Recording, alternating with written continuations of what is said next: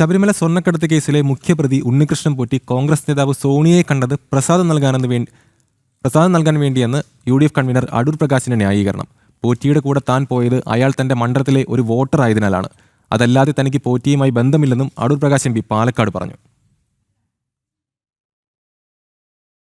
ഉണ്ണികൃഷ്ണൻ പോറ്റിയും സോണിയയും അടൂർ പ്രകാശും ഒരുമിച്ച് നിൽക്കുന്ന ചിത്രം പുറത്തു വരികയും സോണിയയുടെ ഇറ്റലിയിലെ കുടുംബത്തിന് അന്താരാഷ്ട്ര പുരാവസ്തു കടത്തിൽ ബന്ധമുണ്ടെന്ന ആരോപണം കെ സുരേന്ദ്രൻ ഉന്നയിക്കുകയും ചെയ്തതോടെയാണ് വിഷയത്തിൽ ന്യായീകരണവുമായി അടൂർ പ്രകാശ് രംഗത്തെത്തിയത്.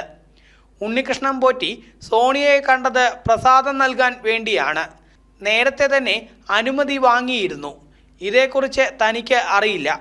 സോണിയയെ കാണുന്നതിന് തലേന്നാണ് തന്നെ വിവരമറിയിച്ചത്. മണ്ഡലത്തിലെ ഒരു വോട്ടർ ആയതിനാൽ താൻ പോറ്റിയുടെ കൂടെ പോവുക മാത്രമാണ് ചെയ്തതെന്നും അടൂർ പ്രകാശ് പറഞ്ഞു. അത് ഞാൻ എൻ്റെ നിയോജകമണ്ഡലത്തിൽപ്പെട്ട ഒരു വ്യക്തിയാണ് ഈ ഉണ്ണികൃഷ്ണൻ പോറ്റി.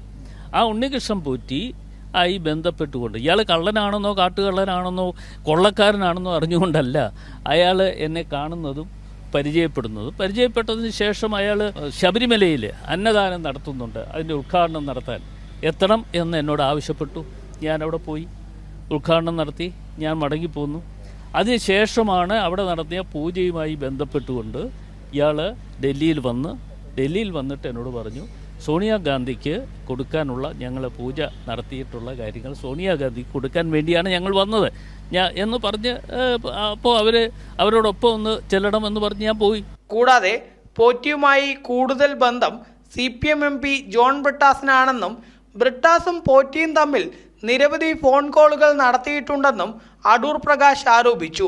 ഇതിനെ എല്ലാം നേതൃത്വം കൊടുത്ത ഒരാളുണ്ട് ഡൽഹിയിൽ, ഒരു പാർലമെൻറ്റ് അംഗമാണ്. അതേക്കുറിച്ച് നിങ്ങൾ അന്വേഷിക്കുക. ആരാണെന്നോ? അത് മാർക്സിസ്റ്റ് പാർട്ടിയുമായി ബന്ധപ്പെട്ടുകൊണ്ട് ഇപ്പോൾ പ്രവർത്തിച്ചുകൊണ്ടിരിക്കുന്ന ഒരു വ്യക്തിയുണ്ട്. അദ്ദേഹം എത്രയോ പ്രാവശ്യം ഇദ്ദേഹത്തെ ഫോൺ ചെയ്തിരിക്കുന്നു. ആ ഫോൺ കോളുകളൊന്ന് പരിശോധിച്ച് അങ്ങനെയാണെങ്കിൽ അതുകൂടി അന്വേഷണം നടക്കണ്ടേ? ശബരിമലയിലെ സ്വർണ്ണക്കൊള്ളയിൽ CPM-നും കോൺഗ്രസിനും ഒരുപോലെ പങ്കുണ്ടെന്ന് BJP ആരോപിക്കുമ്പോഴാണ് ഇരു പാർട്ടിയിലെയും നേതാക്കൾ പരസ്പരം ആരോപണങ്ങൾ ഉന്നയിക്കുന്നത് എന്നതും ശ്രദ്ധേയമാണ്. ജനം, പാലക്കാട്.